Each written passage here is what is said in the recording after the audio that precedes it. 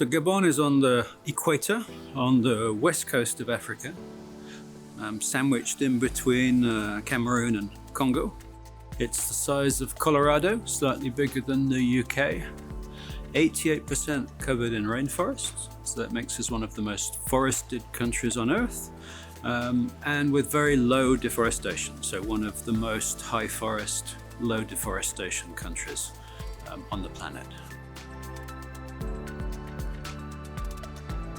We know that if we cut the forest of Gabon and the Congo Basin down, we lose the fight against climate change. We lose, 1.5, 2 degrees. We head for a 3 or 4 degree world because the Congo Basin is storing almost 10 years of global emissions of CO2.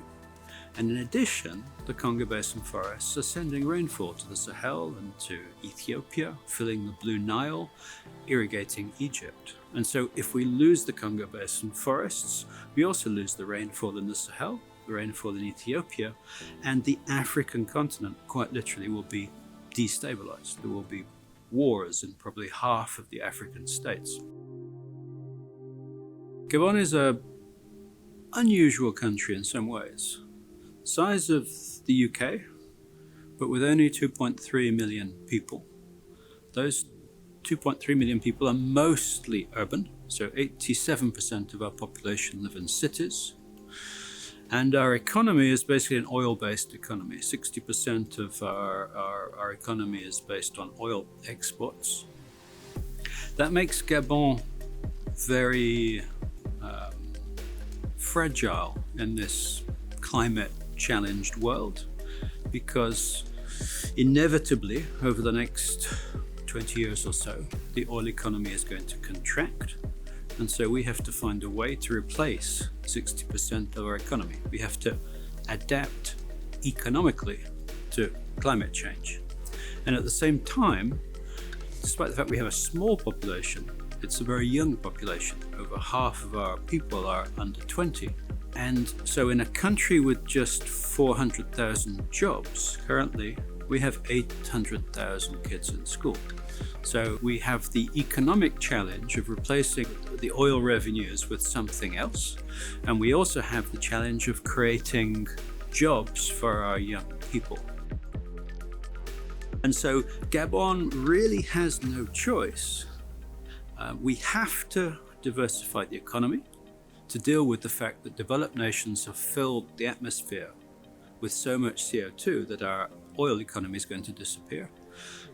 We have to create jobs for our young people, but we cannot permit ourselves to cut the rainforest down, because we'd be shooting ourselves in the foot and condemning tens, if not hundreds of millions of people in the Sahel to become climate refugees. So we need a development model that will preserve the rainforest and diversify the economy. Now, that economic model was to maximize the value added that we get from the sustainable harvest of timber.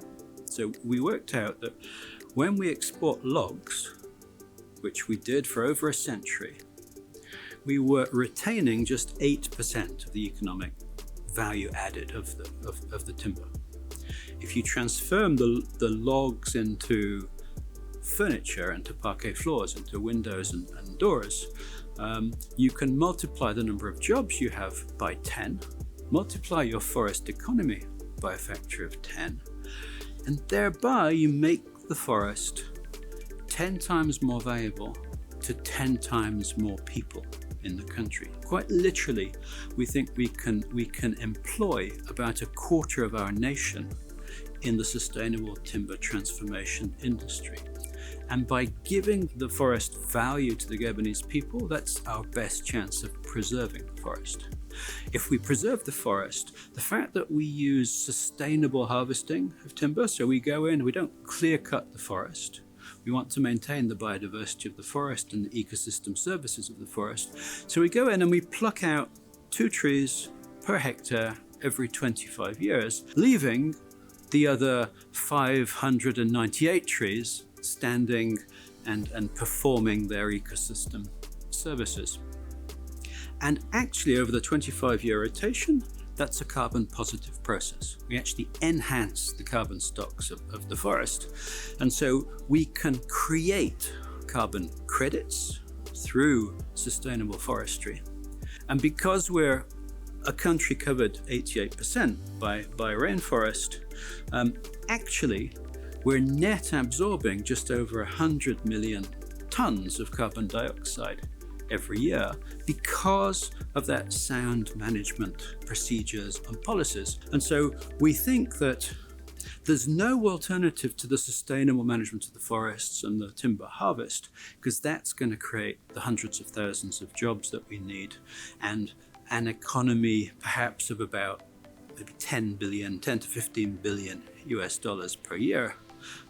But carbon credits generated through that sustainable harvest of the forest could come in and make the timber harvesting much more profitable, or come in and allow us to invest in the climate resilient infrastructure that we need, the roads, the railways, and so on, that we need to be able to harvest that timber and to generate those jobs. So we see a sustainable forest economy linked to the future net sequestration carbon market as the way we save the Gabonese rainforest, the way we save the Congo Basin rainforests, and actually the way that we might be able to save the rainforests of the world, which is absolutely critical to every human being, because without the rainforests, the climate crisis is going to go just off the charts.